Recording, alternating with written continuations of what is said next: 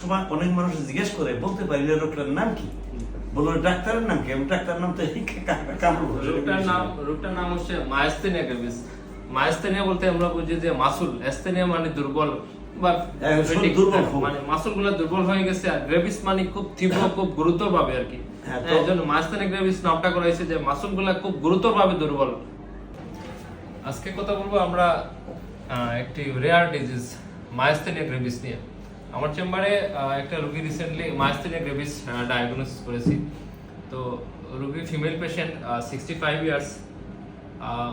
ওনার প্রাইভেসির জন্য ওনাকে আমরা দেখাচ্ছি না, ওনার হাজবেন্ড সাথে আছেন। তো মেনলি উনি ফেটিক ছিল এবং ওনার টসিস ছিল, যে চোখের পাতা পড়ে গেছিল। আপনি একটু বলেন তো আসলে ওনার কি সমস্যা ছিল প্রথমত?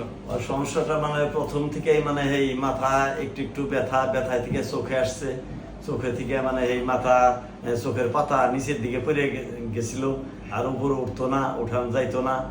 তারপরে গলায় আসছে রোগটা, গলায় এসে মানে গলা দিয়ে কিছু খাইতে পারতো না, গিলতে পারতো না, শরীর খুব দুর্বল, মানে খুবই মানে এই অস্বস্তিকর ব্যাপার ছিল। তখন আমরা এই স্যারেরে দেখাই, এই স্যারেরে দেখাইয়ে রুগীটা আল্লাহ দিলে এখন অনেকটা উন্নতর পথে উন্নত।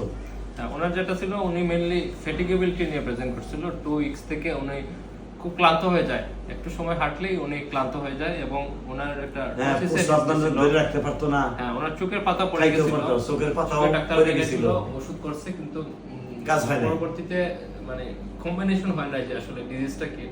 তো আমার চেম্বারে যখন আসে, আমার সাসপিশন ছিল যে this may B A case of myasthenia Grevy's. So initially আমি যে টেস্ট দিছি ওনাকে, ওনাকে সিবিসি এবং সিআরপি সহ এগুলো টেস্ট দিছি এবং ওনাকে অ্যান্টি অ্যাসিটাইলকোলিন রিসিপ্টর অ্যান্টিবডি এটা পজিটিভ ছিল।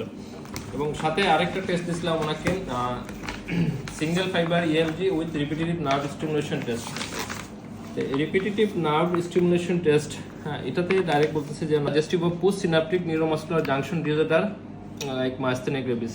সো এই দুইটা টেস্ট দিয়ে আমরা কনফার্ম হয়ে গেলাম যে আসলে মোটামুটি কনফার্ম হয়ে গেছে যে ওনার সিমটমের সাথে এবং anti acetylcholine receptor antibodies positive এবং যেটা repetitive nerve stimulation test suggestive of post synaptic neuromuscular disorder, যেটা মায়াস্থেনিয়া গ্রেভিস। তো এখন রোগীকে আমরা পাইলট ট্রিটমেন্ট শুরু করেছি এবং আদার কিছু মেডিকেশন শুরু করেছি। রোগীর রেসপন্স মোটামুটি ভালো। আর এর পাশাপাশি আমরা ওনার সিটি টেস্ট করবো মেনলি থাইমোমার জন্য। ওনার অ্যাক্টিভেটিং ফ্যাক্টর বা এটিওলজি অনেক বুঝছি আমরা, কোনো স্পেসিফিক কোনো এটিওলজি পাওয়া যায় নাই কিংবা কোনো ড্রাগের হিস্ট্রি পাওয়া যায় নাই। এখন ওনাকে আমরা ট্রিটমেন্ট দিছি আপাতত, এবং ওনার প্রিসিপিটিং ফ্যাক্টর যেটাতে বাড়তে পারে সেটা আমরা উল্লেখ করে দিছি।